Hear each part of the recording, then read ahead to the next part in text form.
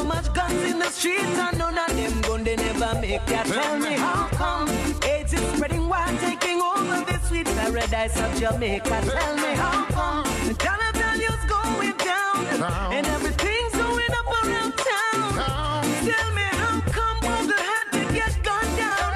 Life is so unfair in this sweet paradise, and this is what we swear. Out of many one people, can you see that anywhere? Yeah. It's a super dealer when you're super for real. Get super taste at a super price with Wendy's Super Deals. The time by Wendy's is. It is now 12:30 and we are ready to go on the road to success with none other than Don Corleon. Hey, what's up, Kashima? If it wasn't for Rastafari, would have no strength to survive. He is the hit-making heartbeat behind some of reggae and dancehall's most unforgettable rhythms, from Seasons and Drop Leaf to Madance and High Altitude. Don Corleon's productions have powered classics for Vybz Kartel, Sean Paul, Sizzla, Jacure, T.O.K., Alaine, and countless others. Internationally, he's crossed into global pop with Rihanna's Break It Off featuring Sean Paul, and Sean Paul and Keisha Cole's Give It Up To Me, and most recently, rapper J. Cole and Afrobeats giant Burna Boy sampled his iconic Drop Leaf rhythm. With a Grammy-worthy legacy, chart-topping collaborations, and decades shaping the sounds we know and love, Don Corleon is simply incomparable. And today we're absolutely grateful that he could take time out of his busy schedule to take us with him on this amazing journey. Don, good afternoon and welcome. Good afternoon. Good afternoon. Thank you for having me, Kashima. Look here, now, can I say big up to ZJ Sparks for putting me on? Boy, I tell you, Sparks say, listen to me. You know that the interview there may beat you up, you know? Yeah? You can't hide, you have to do it. So Sparks are the general, you know, big up Sparky every time. Yeah, I'm glad that she do it, because we know that you're legendary, but you're not too talky, but we're glad that you're here. Really glad. I'm glad to be here. Amazing. Now, how would you describe, though, Don, like your early life growing up in St. Elizabeth, Jamaica? Take us back to those early years. Well, I tell you, from ever since, I always want to play a sound system from a young age. From like about 11-year-old, I was always like spinning music, start a little sound with my friends. And a friend named Dale Shaw, me and him start our first sound within the college Studio 2. So, you know, from a young age, I always wanted to do music, you know. And coming from a background where my father is a doctor. So my father kind of is on the educational side, you know. So wanted me to go that way. But from day one, I knew I wanted to do music. Now, what did you admire most, though, about your parents? You know, you mentioned daddy being a doctor, but then you just having a love for music. Mm-hmm. Well, my uncle used to be in music, right? So my uncle had a son, Uncle Tony. So I was always close to him. So every weekend, my father would kind of leave me at his house for the whole weekend. So that's what really dragged me into music, my Uncle Tony. Yeah. Okay, nice. So the sound system we are talking about, a Vendetta sound system. And no. It was a sound system before that. Where it was, you know, they have Studio 1, so mine was Studio 2. so yeah, it was from it was I had this sound from Monroe College. I'm a student of Monroe College. So yes, I was playing sound from like first form. Ask anybody who go school it, them will tell you, you know, who him, a peer sound cassette, a peer bass of this, a peer Kilimanjaro. So I used to be big in sound cassette and them thing that like any Clash, any Black Cat, all of them have all of the you know, the cassettes back in those days. Yeah, man. So hold on, Dan. You did get like gigs where people are booking and so? Yeah, hold on. Let me get a story now. Yeah. So I started playing. So my first gig me get was actually a Clash. So the first in them days, you know, no social media, a poster and like, you know, like they make poster out of plyboard and write up. My father no pass, man. And see the sign with my name on it and say, what? Man, tear off every one of them. Say, oh, my son can't do this. Yeah, man. So, and that was like when I was like 12-year-old or 13-year-old, you know? So from that now, I started to get like gigs in my area, and then I got like gigs at Monroe. Like Monroe, every year you have like a prom, but you only can go like from here, like in Fifth Farm. So they call it MAP. I have Hampton keep their own hop. So the Hampton girls come over Monroe and vice versa. So I was playing at those before I could even go. Actually, from in like third farm. Yeah, so I was big DJ, man. Yeah, man. That's all I wanted to do. From the get-go, I never have any like perception of me want to be a producer. It was always sound system. That was the main goal, you know? No, I wanted to talk to us a little, take it a step further now when, you know, the Vendetta sound and you and Protege, you know, like doing it. And what did that mean for your father? Because, you know, you said that their emphasis was more on education. So by then you would be a little older. Was it a challenge to still pursue your passion, or your parents by that time did kind of understand the movement? No, they didn't understand it. They're like, I'm wasting my life away, you know? Like, but you have to understand, any parent will be concerned in terms of, you really want the best for your child. So if they don't really understand something, you know, you can't wrong them for it. But they were not supportive of what I was doing. So I had to just do what I was doing. So when I first started out, me and Proto start Vendetta, and we started up at UA and Chancellor. I would just start play, start the remix, start cut like a dub plate. Mr. Chicken was the first man to give a dub plate. Hey. And Kid Corrupt, right?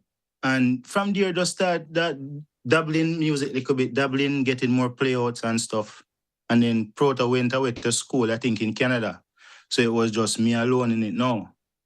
So that's where I started to play out, and then I started to work at a dub studio on Manningsville Road named Exodus Studio, which was owned by Exodus Nuclear Sound System. So which one of my friends named Jerry, RIP, rest in peace, you know. He was a person that carried me there and started introducing me like to record dub plates and stuff and show me like that tape. And I'm like, yo, me like this, it's interesting. So I'm like, oh, well, if me start work here and record like people dubs, maybe me can get free dubs to my sound. So that's how I was thinking. Yeah. So that's where I started and Exodus and started to record dubs and stuff. And that's how I built a lot of relationships with artists where I knew the artists before I was producing. Like I had close relations with a lot of artists based on my dub plate era and my sound system era. Wow, that's amazing. Did you at any point in time though feel like, yo, I want to try out for the artist thing, you know, or it was just playing the music and then that transition into producing? I give it honest with you. It was always about sound system. I never had no knowledge or no aspirations of me wanting to be a producer. It's just that after years passed, I built a little dub studio for myself at Mona, that was up at Peter Blake Place, which everybody come know to be Vendetta. So a lot of artists usually come up there, and Sizzla usually be very frequent up there. So Sizzla, from the get-go, Sizzla like believed in me before anybody did. Wow. So yeah. So based off of that, I was up there and one of my friends, Baby G, that's King Jammy's son, Baby G was like, yo, me have a rhythm in Mexican, you couldn't get Sizzla upon it for me. And I say, yeah, man, I can ask him. I never really tell Sizzla that it was Baby G on, so I just got it for him, and after Sizzla voice it was a true name. Come on. Sizzla love it. So me tell him, yo, it's not my thing, it's Baby G, you know, Baby G. And man say, all right, everything good. Give Baby G and Baby G here at the night, and the man say, hey, yo, why you not produce?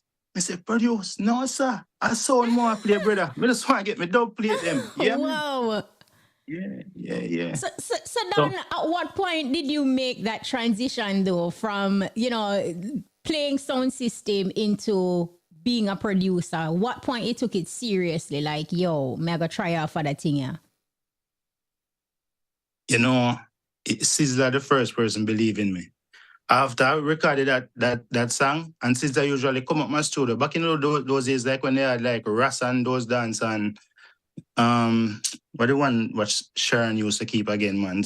Fully loaded and all those dance. Khalid used to come up my studio and record Sizzla a lot because I never want nobody hear what he was cutting. So back in those days in Karen, all the hip hop rhythm and Sizzla would just come up my studio and just freestyling and just have a good energy at my place. And later on to that, the man just look at me and say, yo, me I give you an album, you know. Me say, album? What am I talking about? Me say, I sound man, what am I talking about album? Man say, yeah, man, me I give you an album. And that's what really get me serious in terms of an artist like Sizzla and that level where he was, where I have total respect for the man. Where I look up to him, From I was young, I like, yo, Sizzla baddest artist. And wow. Sorry. And from that now, that's where I started to take myself serious. I'm like, yo, if Sizzla believe in me, it must be something. Yes, something special. Yeah. No, yeah, man. No, go ahead. So Sizzla is the first person that really believed in me and gave me my confidence in terms of, I think I can do this. That is really, really amazing. Now, did producer Colin Fatta Walters play any role in you becoming a producer? Who you said? Colin Fat? I'm not hearing you. Oh, you hearing me now? Colin Fatta, yes. Fatta Walters? Fatta? Mm-hmm. Oh, Fatta from Anchor? Yeah. I wouldn't say in becoming a producer, but years ago, like before that, we had a rhythm one time where I think Jazz had made it and we tried to produce something, but it never really come to forth. Okay. That was in like 24 track days, not even digital, where we started. But it wasn't nothing that inspired me to. I was like sound.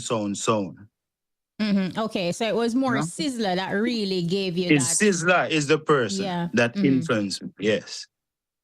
No, Madans gave you, that big break as a producer. Take us back to this defining moment, Don. Well, Madans, no, that was my first rhythm, which I didn't make, actually.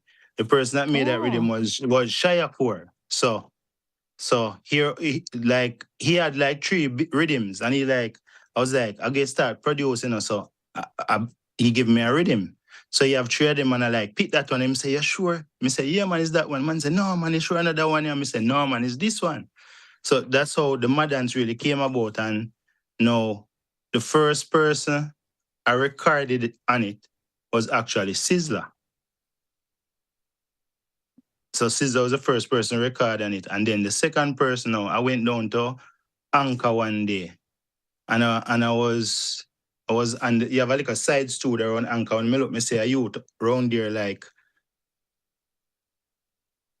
it's like I'm giving the story how me and the artist came about. I said they lock him out of the studio and him on the side bench. And me can't go in the studio either. So me go up on the side bench and me and him start talk. And when me check it out now, him man say, yo, I'm in name Vybz Kartel, Me say, yeah. Wow. Me say, man, me hear about you, man. Me say, yo, me name Dan Vendetta, Me have the studio and Mona. Mother want to put it on my mix CD. So, me used to make Vendetta mix CD, to which I used to bust hold up a new Sizzla when nobody hear about or anything like that. So that's where I met Kartel, actually, at Anchor. And then him come up there and we start doing mix CD days till when I got Madans now from Shia now. I make him hear it. And the man go in the studio and man say, yo, me have the tune. And I go, so, me hear the man say, me call, can I? We talk back from me here. Me say, beep. This gone. So, me dear no one, him never have a hook fight.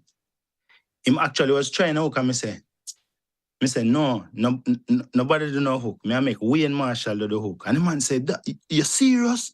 Wayne Marshall will do a song with me? Me say, brother, yeah, man. Man said, oh, Dan, how you know Marshall? You sure? Me say, brother, stop worrying, man. I'm a call Wayne Marshall the evening. And Wayne Marshall come up there and listen to and the man go, so, brother, this a new millennium. And the man just go in the booth, boom, boom, boom, and do the hook. Like freestyle it actually. And that's how the rhythm really started to jump off with those songs when and another thing too, when I was doing all of this, DJ Wayne was always there in terms of majority of my songs when I mix them and stuff, DJ Wayne right beside me in the studio, like every night. You know, he played a very instrumental role in a lot of it. Yeah, in terms of he was the person like playing the music. So, you know, it's like a sound thing. When I say, Wayne, how you think the bass sound? Wayne, how you think this sound? You know, it's a team effort. So that's amazing. That's just so. But you know what I want to bring up though, Don. Here it is across social media. You have just about everybody I say them Vybz Kartel, and them do this with Kartel in them early days, from producers to selectors to artists. And here it is now, you and Kartel get locked out of the studio. That's an interesting story. Really interesting story. And if you never tell, enough people would know. No, enough people would know. Because would you say Vybz Kartel did boss at that time or no. When I first put Vybz Kartel and mix CDs, nobody know of him in terms of like not in Portmore. Like Portmore people knew him. But like in my like all the sound them ever, nobody was playing him like that. You know? I was like one of the first person to put him on a mix CD. And like everybody, it was a fabulous rhythm, I think, back in those days. Because enough of my mix CD, it have a lot of hip-hop beats on it. So it was a fabulous one, and the man do a song on it. You see, when everybody hear it, they must say, who this here? This a flow, you know, normal, no, sir. Yeah. Everybody, and yeah, that's how him get, like, everybody start say, yo, who him want him pan dub to? And it start go off. Wow. So it is safe to say then that your early interaction with Vybz Kartel was very influential to his musical success, like your contribution in those early years by providing a platform. Of course, I gave him his first hit song, and he gave me my first one. That release, you know what I mean? So even in that song, when we recorded it and I told him, yo, I met Marshall Ludo, he didn't have an intro yet. And I'm like, when you come back, and when he came back and he hear the Marshall, me say, when you look at the man face, man, the man excited. When man say, run the intro. Then time me no name Don Corleon, none at all, you know. Nobody no call me so. So me no see the man say, Corleon in the intro and say, so me stop and me say, yo, who name so? The man say, you look like Marlon Brando. And that's so the name is him name me so. In that exact song. Yeah, man. Wow. Look, we need this type of conversation because me I tell you can't find this in no bio and nowhere across social media. Well, you will be the only one to have it because I don't think I'm doing it anymore after this. Thank you so much for this. I love it. So, but when we listen to Don Corleon's production though, your quality, just everything, it sounds different. At what point did you start making your own rhythm and kind of develop that ear for what you want? Start making my own rhythm was when we made I used to have a friend named Blacks, you know, R.I.P. Blacks. The first beat I made, me and him make it. I came up with a little guitar sample thing where I put it in my MPC and I kind of tune variated it, and that is what come to be Sizzla Give It Up to Me. Ting, ting, ting. Yeah, that was the first one I started by myself. And then the next one after that where I made was the Egyptian rhythm now. When I made that, I couldn't play like keyboard and stuff good back then. So me and Kartel was in the studio. So I had a sample CD where it had like some Indian samples and stuff on it. So I heard this tabla loop on it. So I loop it in my drum machine and Kartel there just like him right in his head. Just me and him in the studio. And then I go in trying to hear a little voice say, And I say, yo, this body. And then I put it in the rhythm now. And I say, And me just hear the man a laugh. And me say, what happened? The man say, hear this. And the man just start spit off the lyrics, like the whole song.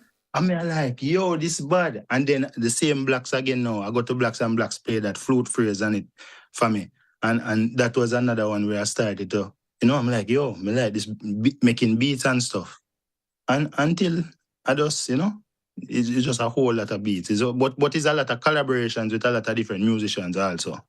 Yeah, and I love how you are giving credit to everybody who had a role in it, because like you mentioned the Egyptian rhythm, so Good to Go, Don Corleon, you basically created countless dancehall hits from like all these rhythms. It make people wonder like, yo, I want dance sauce, but basically what you're explaining is almost like an organic, natural. Yeah, and there's a lot of things in terms of the beat is one thing, A beat is a beat, right? You can have a good beat, yes, but if you put the wrong songs on a good beat, it can be great. You know what I mean? True. So in terms of my judgment now, that came from sound system. Me, in terms of me, I go to this big dance, I go play prime time. Me know what to play for bust the crowd. Me not go play nothing where I go soft out the crowd or make me flap per se or something like that. So that give me a good judgment of knowing how a hit song supposed to sound. So that is what I think strengthen my production style in terms of, you can ask any artist that record for me. Nobody can just come record and just boom and give me anything like that.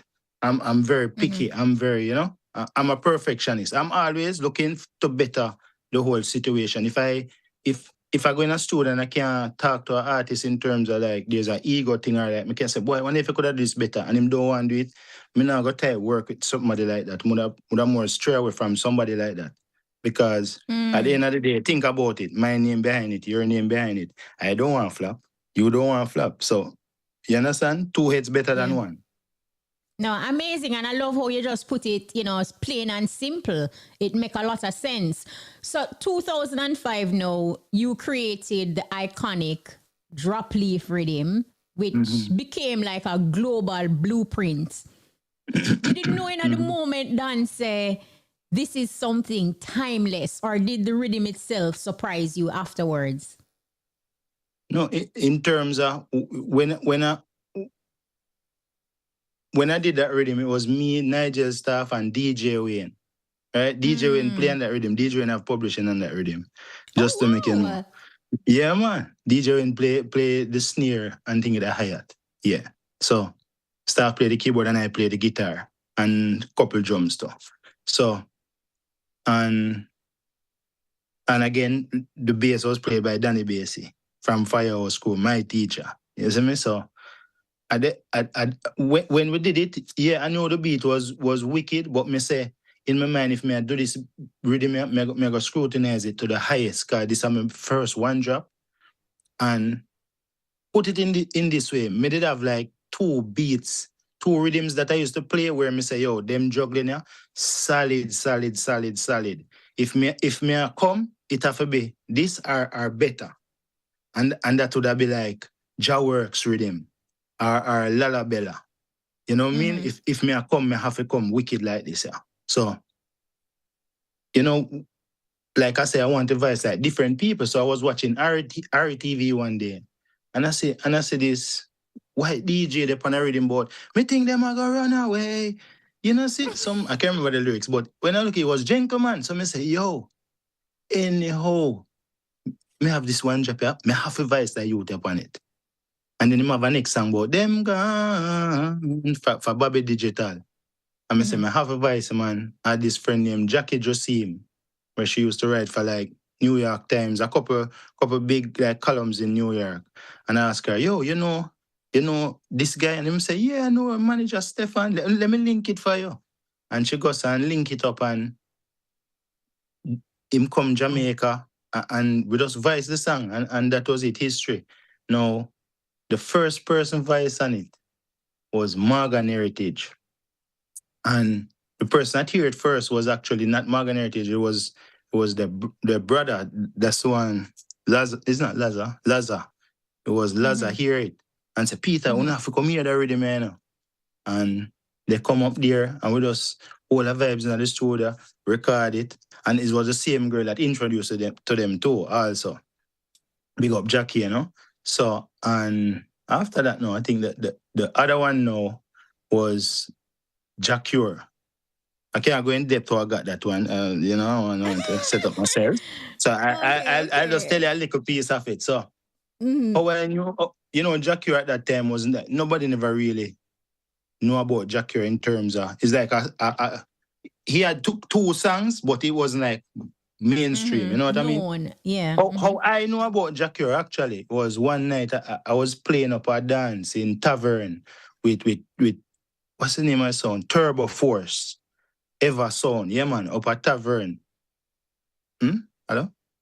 I'm not hearing you. No man, go ahead. Okay. Yeah, I was playing up at Tavern one night with Ever Sound, and I hear the man them draw Sizzla and Jacure song. And I tell the man them start beat on the fence, them the man them start mash up in the place. I say, no man, that song is wicked. And I look for my brother in black and say, yo, how would he say? And the man said, Jacure man. And him tell me the situation, he was in jail and thing, and I say, yo, in my mind, I say, oh, I have to get him on this already, man. And I made a little link up thing, and it, you know, we got it recorded, and that was that, you know. That was history again. No, actually, when I first got it, it had, like, the vocals had reverb all over it, like it was recorded with reverb. So I had to, like, instruct him how to take it off and then record it back again. So he recorded it 2 times over. And then that was it. And which other one again now? Alain, No Ordinary Love. No, that's Seasons. Yeah, that's Seasons. Yeah, Seasons. Yeah, that's Seasons. Drop Leaf. Yeah. Like, I kind of just giving like the most memorable one. Memorable in one. Terms of, yeah, in terms of, like, even like TOK song now. TOK were the last people to voice and the rhythm.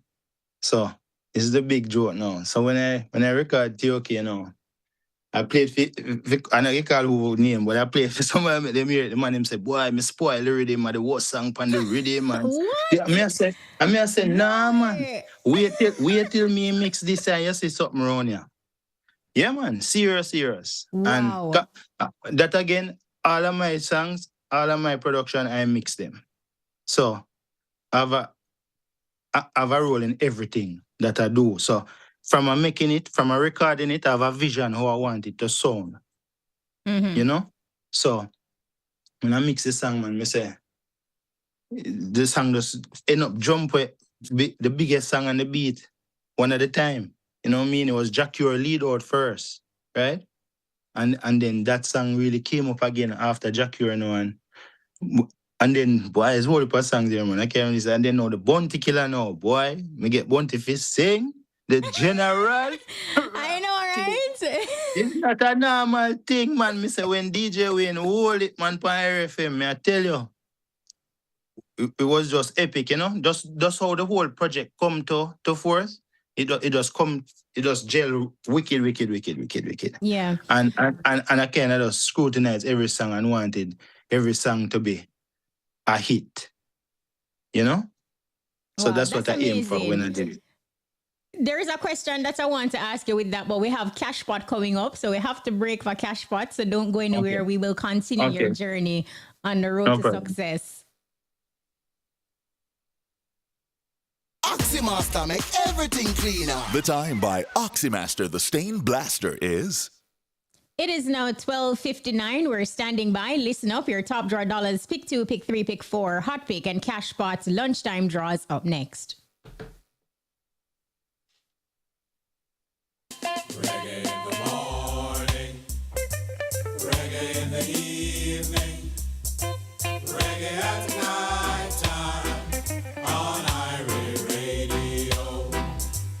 Reggae in the morning, reggae in the evening, reggae at night time on Irie Radio. Welcome to the official live drawing of the Supreme Ventures Lottery Games. This could be your lucky day. Get your tickets out and let the games begin. Good afternoon. It is another Ton Up Your Money Thursday. Today is February 12, 2026. I'm your girl, Carrie Ann, and welcome to this afternoon's live lunchtime game draw. Now, before we begin, here's a quick look at the mid-morning winning numbers. Now, just a quick reminder that all live games are being supervised by the Betting, Gaming and Lotteries Commission and observed by the independent auditing firm PwC. And now, let's put some money in for your top draw. Now, this afternoon's top draw jackpot has climbed to all of $400,000. So, here are your winning top draw numbers. Here we go. And for money on top of money, the first top draw number is about 21. Next up, we have lucky number 18. Now the next top draw number coming up and down is a countdown to 17.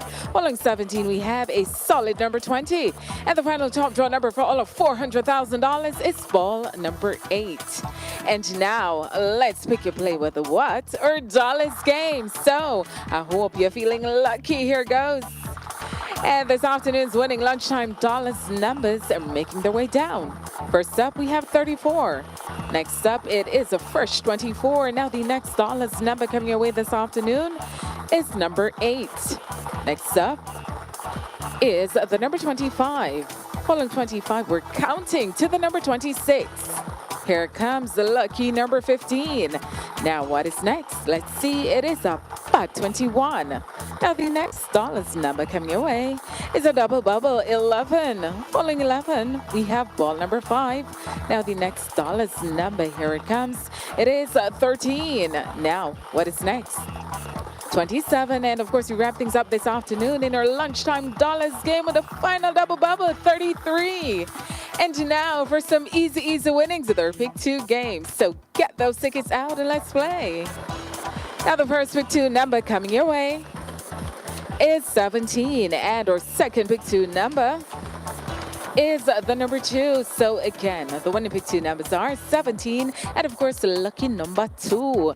Up next, you can play 3 ways. The game you can play straight, mix, and of course let's hear it. Just back it up. Here it goes. First up in our pick 3 lunchtime game, we have a 9. Now the second pick 3 number, it's 8, and our third and final pick 3 number coming your way. What is it gonna be? It is 6. So again, the winning pick 3 numbers are 9, 8, and lucky number 6. It is now time to what? Turn up your winnings with our pick 4 game. The game you can play straight or just simply mix it up. Here goes. Now our first pick 4 number is 7. Now the second pick 4 number coming away this afternoon is another 7. Now what will the third pick 4 number be? Let's see. It's 2. And our final pick 4 number, here it comes. It is lucky number 7. So again, the winning pick 3 numbers are 7, 7, 2, and 7. Once again, the winning pick 4 numbers are 7, 7, 2, and lucky number 7. Now, this one is for win. So let's heat things up with Hot Pick. Here we go. And this afternoon's winning lunchtime hot pick number is lucky number 6. So congratulations to all our hot pick winners again. The winning number is 6. Now to all my cash pot lovers don't already know this, and I live to play it. But guess what? When I think you can win it, let's get ready to be a big cash pot winner.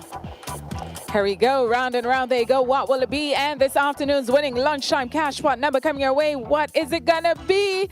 It's lucky number 23. And the lucky mark is Black Man. And now let's mega on a winning. So good luck. Round and round they go. What is coming up? Let's see. Is it gonna be a mega ball or is it gonna be the white ball? Here we go.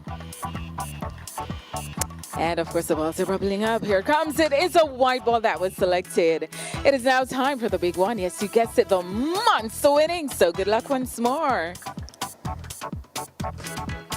Here it comes.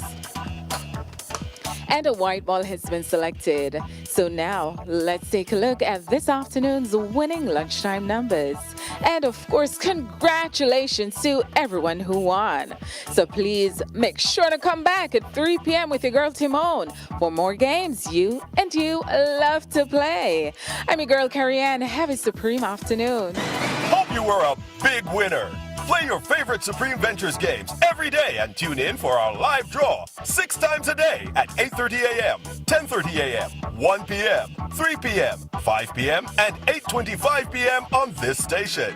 Supreme Ventures, making winners every day. That was the lunchtime top draw dollars, pick 2, pick 3, pick 4, hot pick, and cash pot draws. Congratulations to all of today's winners. Join us again at 3 p.m. for another chance to win in cash pot special pot draws. If you're just joining us, we are on the road to success and we're journeying with none other than Don Corleon. Now, Don, before the cash pot break, you were just giving us some insights as it relates to the iconic drop leaf rhythm and just how some of the connections were made. One of the things that I wanted to ask you that you mentioned, like you were saying that when you had the TOK and somebody tell you, say, no, sir, that not sound good, the worst song on the rhythm. And we know years later what that reality is. How do you know when not to listen to certain criticisms and trust your own judgment and analysis of whatever it is you're creating? Deep down, and not get record a song and don't trust it and don't believe in it. Put it this way, I'll be the person like if you come into a song, I'll be like, yo, you have a next song, or could you do something different for it? So from the get-go, I don't really waste time with it. So I don't believe in it, but I have like numerous people where I pass it around in terms of like even Coolface would have listened it, DJ Wayne would have listened it, Liquid would have listened it, everybody, even Sparks would have listened it. All right, for instance, not to stray off the track, but may I just give you a next history now where nobody can tell you now. So the cartel was say, most girl love me so, right? Yes. See me and say, all right, how that even dropped? That was when I did that song. I produced everything on that song, and when I did that song, it was for Cartel album. I wasn't dropping it as a single. It going come out on the album. One day, Colin Hines just come up on my studio, man, and I don't know why I play the song for the man. The man said, Donovan Bennett, let me tell you this. I'm not leaving here until you mix this and give me a boss in this. And me tell Wayne, I'm me a boss this one. And the man sit down right there. And me call Cartel and me say, boy, say Captain same one, this and me up. Man say, boy, just do it. And me sit down right there, mix it, the same time right beside him, and give him, and I him play it first. So if I just show you, I take a lot of criticism from I know people that way above me or even have more experience than me in music. But I'm open to everything. But at the end of the day, I believe in myself. And I know what I want, and I know what, I know the sound. I know exactly how to shape the sound, how to get it to sound. So like people that say, how him sound so when you're there in rhythm, how you make Jacure sound so. It's just, me just have a flavor in terms of King Tubby's did have a flavor, King Jammies, Cox and that, all of them, Channel One, the whole of them have a sound in terms of, Mother go down a King Jammies, and him man just play numerous tapes to me. And when him play them, we play a game. Like him say, guess which studio them a record. And him man would have go as it roll off. Me say King a Channel One this year. And him roll off. Me say King a Harry J this year. The man look at me and say, boy, yeah, my son, Man say, yo, me say, yo, you see Channel One? Channel One was the first studio was start, mic, drum set, like individually. So when Channel One roll off and hear them tam it in your face, it loud, it sound different than the Studio One ambient type of drum sound. So in terms of, in music, me got everything, technical, musical, everything, lyrical, every single thing. I involve myself and I'm so fascinated in it in terms of, it's not a forced thing. Me just love this thing named music. Yeah, no, and I see how you light up when you talk about it, because even doing the research, I could hardly find any information out there, in terms of interviews. And there is something I found on YouTube with you just talking about your instruments and the equipment and stuff that you use. And I realized that you're pretty much big on the different tools and what you use to get the right sound and that thing. So I totally understand. How important is that technical aspect though, Don Corleon, to the success of the finished product? Well, it's very instrumental in terms of the people that I look up to and put on a pedestal in terms of, yo, them and I think one of my things sound like is like Steely and Clevie, Sly and Robbie, the big King Jammies, when you hear a King Jammies bassline lick on a sound, is a total different thing versus every other man thing, So it is a lot. Stephen Stanley, I can go, Soul G, the list goes on, I'm very inspired by these people, so it cannot raise the bar in terms of, it's where I aim to go is very high. So if I even pass them, I tell you whatever, but I wouldn't even say that. Yeah. I'm the person I go say, boy, King, you're thing all this sounds, and King I say, no man, I love how you're in sound, and it just Yeah, that even Bobby compliment right Digital, back. and in terms of I'm a quick learner. Like if anybody will tell you if you show me something one time, me get it like that. Me gone with it instant. In terms of like one time I was mixing a pressure song. It just a song like years ago. I can't remember the name of the song. It was like a second album working on. And I got Bobby Digital and my bass player. Me meet him, Danny Bassy. And him there, me asked him if he could have mix a song for me. Because I have high regards for Bobby Digital as a mixer in terms of, and a King Drum is, pupil again now. So the camp he come out, So go up there and him say, yeah man, and him start mix it and I watch him. I just sit down and watch him and I say a word to him and watch him. And him finish and he say, when I go home now, I say, right, tomorrow I come check your back. When I go home, I go mix a song. And when I mix it like same like how I see him like arrange up everything. And when I go back there now, I say, Bobby, you could have listened to that song, yeah? When I mix, and man say, yeah man, and the man listen, I see man go so.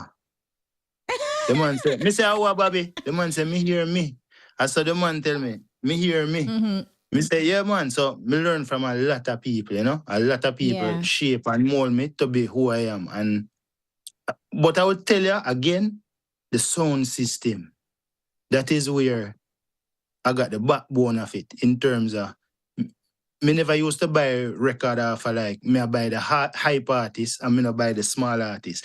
Me never used to buy records from a youth. Me used to go so, give me everything what come out on Jammies this week. Give me everything what come out on Penthouse this week. Give me everything what come on Madhouse this week. That's how our main street or street or whoever, that's how I used to buy a record just off of labels.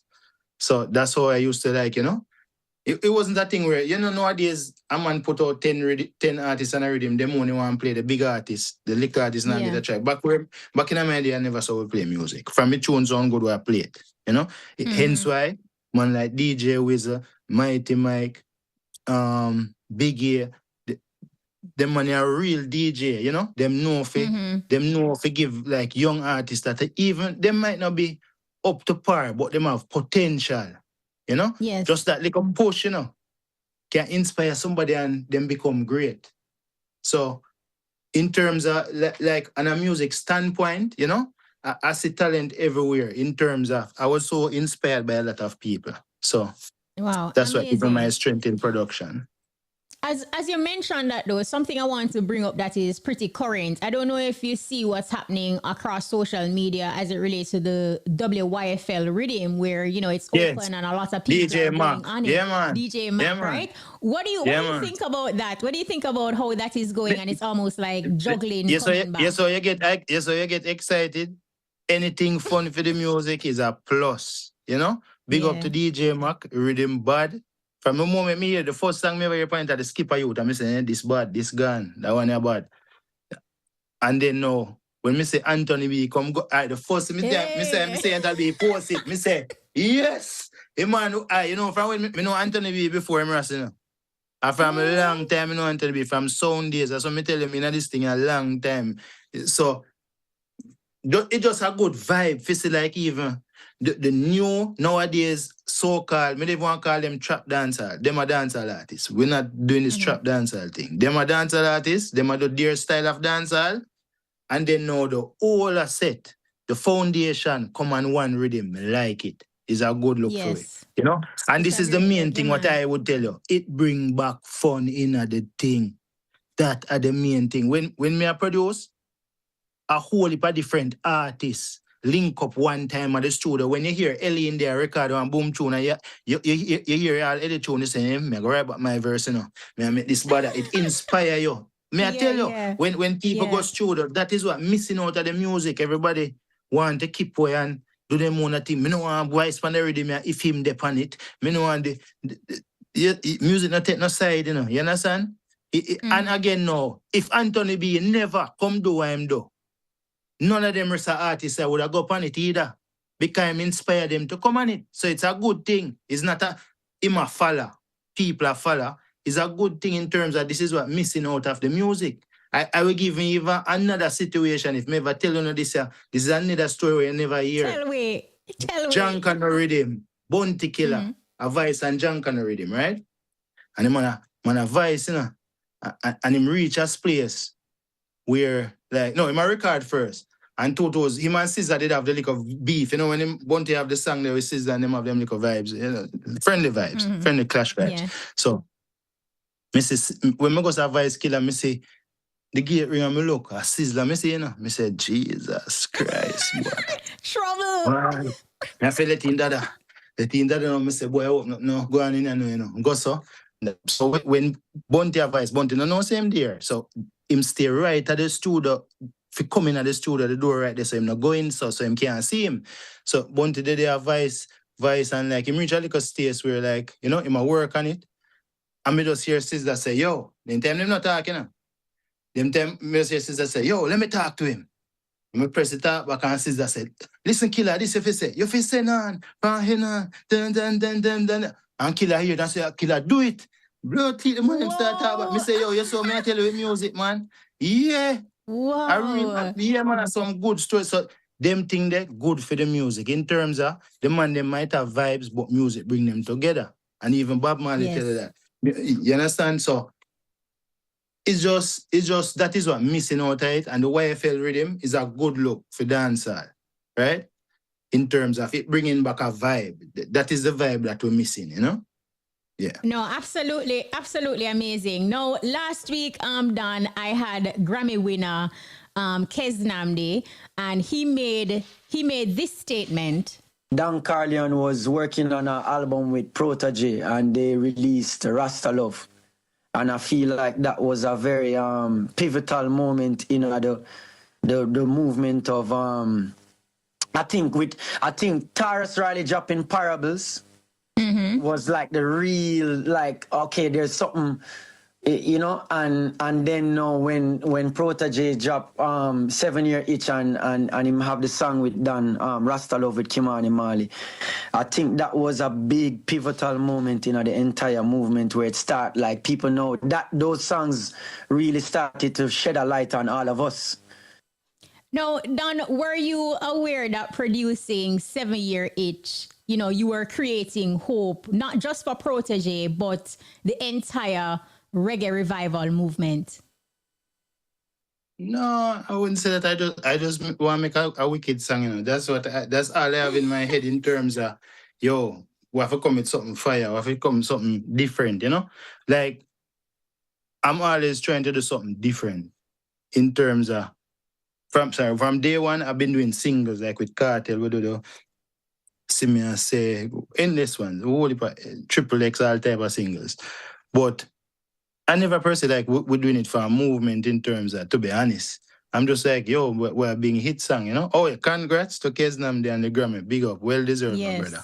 Yes. Yeah, man. But in terms of, no, I never really have that vision. I was just making music. At the end of the day, I tell you, me not really complicate music and think, yo, we're going to do this for it bigger, we're going to do this for get streaming, or me just go in there and say, yo, we have to make something wicked. Me listen to me say, yo, me not like this. Or me listen to and say, yo, this bad, you know? So it's just a vibe like that. Wow. No, you not only produce, you know, dancehall and reggae. I mean, from Rihanna's Break It Off with Sean Paul, and, you know, you enter the pop arena. Just like that, your sound. When you're creating these rhythms, though, Don, do you think about, you know, like pop, the world that it's going to be in, or do you adjust, you know, your sound to say tap into?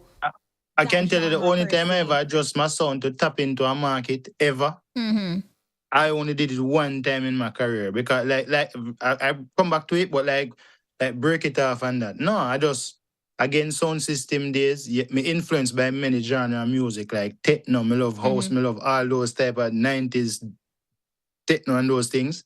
So I don't really like repeat myself in terms of somebody, yo, build something like Drop Leaf again, or build something like me not like that. Me like creating what's next, you know? So in terms of that rhythm now, high altitude, I was just making a beat. I'm like, yo, I'm gonna come up with the phrase first. I'm gonna come up with the phrase. I say, oh, this body it have like a techno vibe, and then I just put the drums behind it and I play everything on that beat, and that was it. I never really have anything like, yo, I build this for crossover. It was just I want to make something fun, dancey, energetic. That was what I was aiming for. No, the only time I ever targeted like, yo, me go target a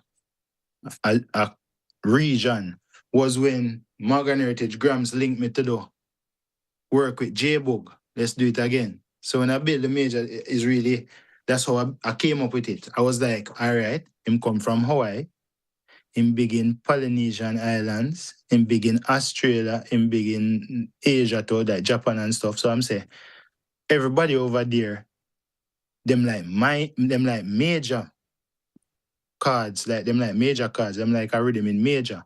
And I'm like, I ain't never build no rhythm because I really like build happy like rhythm. I believe like more sad, more dramatical thing, like in minor. So I'm like, all right, okay, let's do one in major.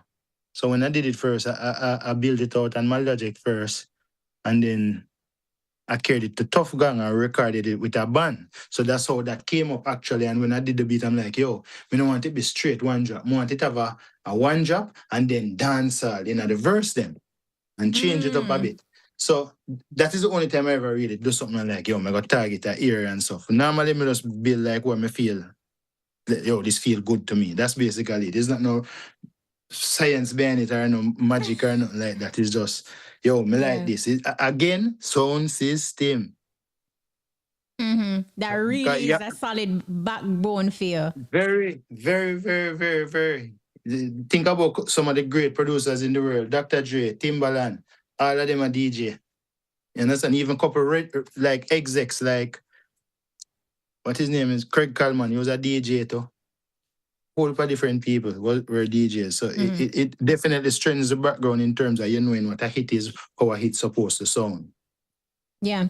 No, still on Drop Leaf, I think you're celebrating 20 years this year. There was 21. 21 this year. Amazing. When J. Cole and Burna Boy sampled Drop Leaf, what did that moment mean for you personally and professionally? Well, it was definitely I felt good in myself in terms of, yo, we built this 21 years ago. And then I heard about it. They approached me like a year ago when they did it. So they were like, first Neil from VP called me and told me, yo, them sample this and sample that. I'm like, all right, they want to go on a conference call, let me. So when we went on the conference call, yo, they were telling me, yo man, we love the Drop Leaf. We grew up in Caribbean, like a Caribbean community. We know the heavenly, we know the seasons, they know everything. So you see, sometimes we as even Jamaicans, we look down on ourselves like we're small, but these people influenced by our music. They grew up on our stuff, you know what I mean? Endless, where hip-hop come from, dancehall. But we're not going to tackle that though. But in terms of, it was so good to know, say, yo, J. Cole, listen to my thing, yo, this inspire J. Cole to do this, And his 2 records him sample of it. Normally when him sample like a 1 record. But it was so clever in terms of him sample the TOK part there and him sample Jacure part also.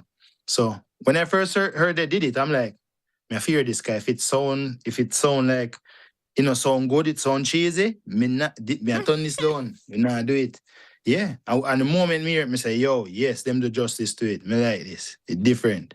Everybody say, boy, why him sing over Jacure song? It's not similar. He was inspired by Jacure song. So even Jacure know and see it. Of course, Jacure have to feel proud because look when him do that song and look where it reached now, It's a big accomplishment for all of us. Everybody who involved is a big accomplishment. It's a good look for our culture. It's a good look for the whole music industry. In terms of when MC J. Cole do that, other rapper might go and say, yo, let's look on this dance or this reggae some more and we'll try to sample some more stuff. So, it can bring a lot of opportunities for us. No, absolutely. But do you feel like Jamaican producers are properly protected when it comes on to, like international sampling? Well, yes, if your song is registered up and stuff, you're good. And most of these, another thing, most of these big artists like Jacob, they're not going to sample your thing and don't get it cleared. They're going to get it cleared. You understand? Yeah, they're going to get it cleared. Majority. It's a different time now. Yeah, because them understand that. No, seasons. That was another big rhythm, and like you said, I think you would have alluded to it. Like everything that you make, whatever you do next, you always try to make it different. Mm-hmm. But what do you do when there are moments, though, Don Carleon, where the creative juices are not flowing, and you kind of feel stuck because it happens to the best of us. What do you do in those moments? No, you just do it. If it take a day, 2 day, 3 day, 4 day, it will come. You understand? I'm not really stressed with my I can build 10, 15 rhythm in a day, and I can end up build one, or I can end up don't build none.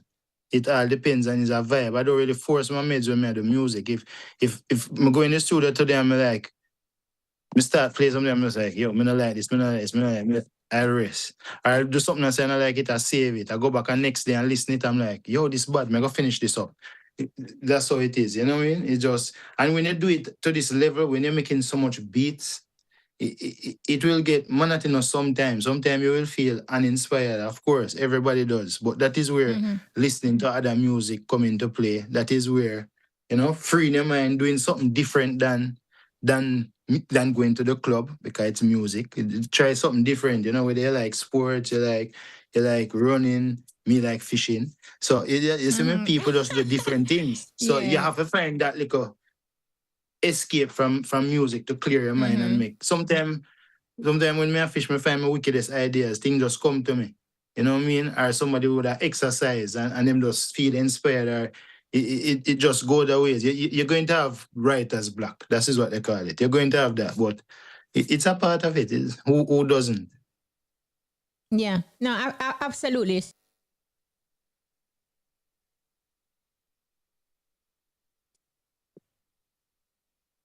Hello? You froze up a while ago. Oh, I was saying, what wicked idea is Don Carleon working on right now?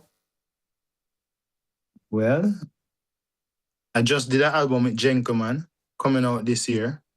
Nice. His first single dropping in February here. I just did a single with YG Mali. Wicked. When you hear this, yeah, wicked. That's all I have to tell you now. Out of No, here. give me a little hint. I mean, is it reggae? What's the All vibe right. like? Give me a little more. We not switch, but when you hear it, a straight reggae, but it have a different groove. When you hear it, you're not gonna say, that's all I have to tell you now. Wicked, wicked, wicked, wicked. So Yeah. hopefully they drop it soon. So yeah, I'm just working. I work on music every day. Every day I make beats every day. It never stops, When you're doing what you love is a hell of a thing versus you're not doing what you love. Facts. No, we know that you're a creative. We know that you have done like so much. Like your rhythms are there as testimony. But then we also know that there is a business side to the whole creative process. Talk to us a little bit about the business side of music and how important it is to ensure that even as a creative, you dot those I's and cross those T's to ensure that your business in art is in order. Well, get your stuff registered up, copyright your stuff, understand, work with people that are credible in terms of, you have a team, everybody willing to share the pie. You know what I mean? It is not difficult to do all these things. Just be honest and work with, have a group of people you work with, and you just share the thing. That's it. Yeah, share the thing is very important too. No, think about it this way. You have 100% of 10,000, and you have 10% of 100 million. Which one would you want? You understand what I'm saying? Yeah. Enough for the pie for everybody, In terms of, even look on this J. Cole record, there's a lot of people on it. If you look on the credits, it might be, I don't even know the number, but it might be over 10, 12. So that it have to share up for everybody. But, every make a muckle, it add up, So, yeah, just join BMI or ASCAP, the associations, Yeah. Do you not, are there any reggae or dancehall artists that you're looking at now that you said that, you love to do a record with this person? Oh boy. Let me see. Enough people want to work with Don, you know. No, man, I hear a lot of people that sound good. A lot of people that sound good. Trust me. I don't even know after what. It's so much people. Okay. While I think about that, in terms of producers, like young producers now, are there any producers that you hear that, you know, your antenna go up like, yeah, go on.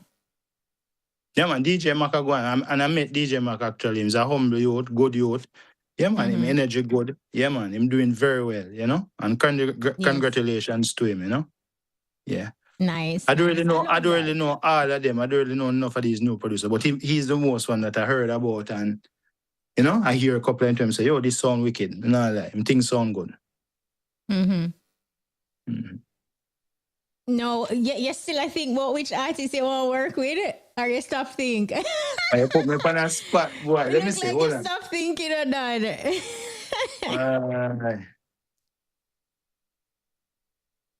It's hard to, it's a lot of them I like. Just it can't come to mind. I don't want to call one and say, why is that one there? Should I call or whatever. Yeah, all right. No problem. I'll move on from that. But here is another tough one though. If someone had to study like one of your rhythms, right? In music school, for example, which one would you want it to be and why? Oh, why? It's funny. That's a funny question right there. Yeah, enough rhythm, you know? Enough rhythm. But why? Even based on like your creation process, like with the rhythms and stuff, like it's something to be studied if you think about it. I know it's coming from you and it's your personal projects. I wouldn't say study. That's a very hard question in terms of maybe I could pick. All right, let me just pick one. Well, I couldn't tell you why. I would tell them that in terms of pressure, love, and affection.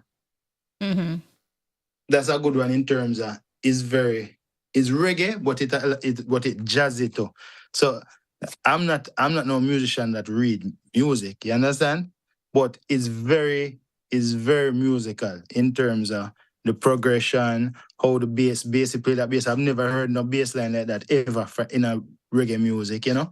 So it's unorthodox. That is a lot of things where I say, all right, if you were to study one, I would say study that one, you know? Quite different, unique. The different elements. It don't sound like nothing out there, you know?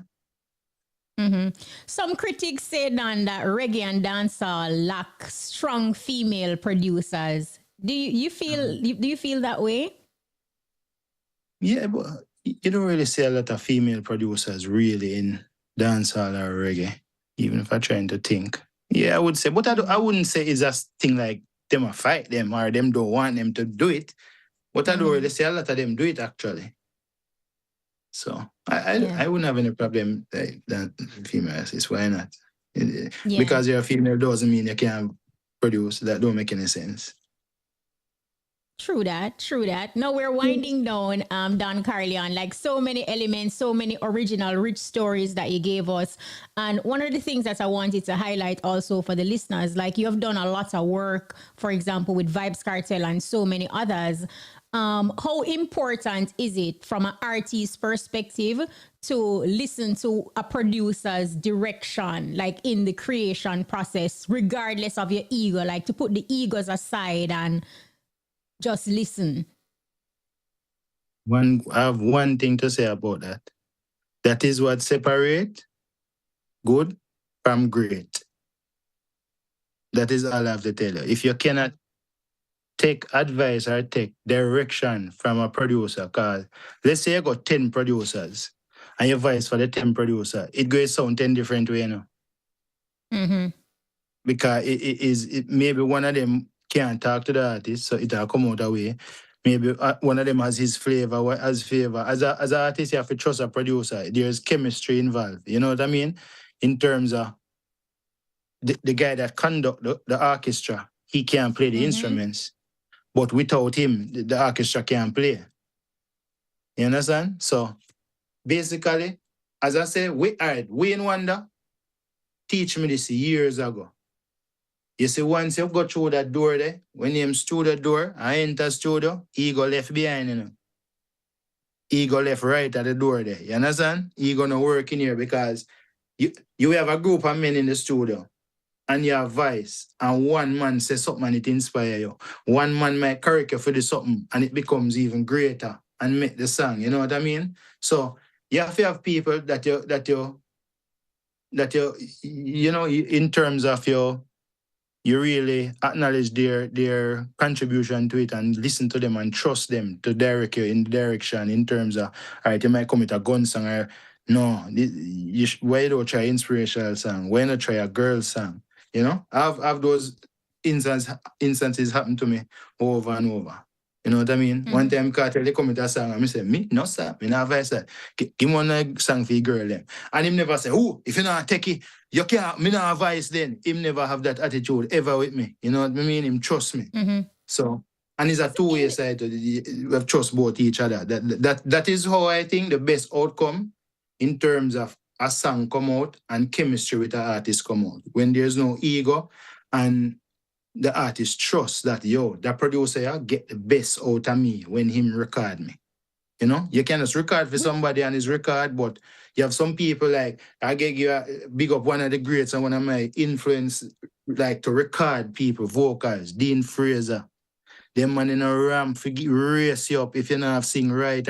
Worse if him know you can't sing it, you can't sing it. You're not singing it, problem.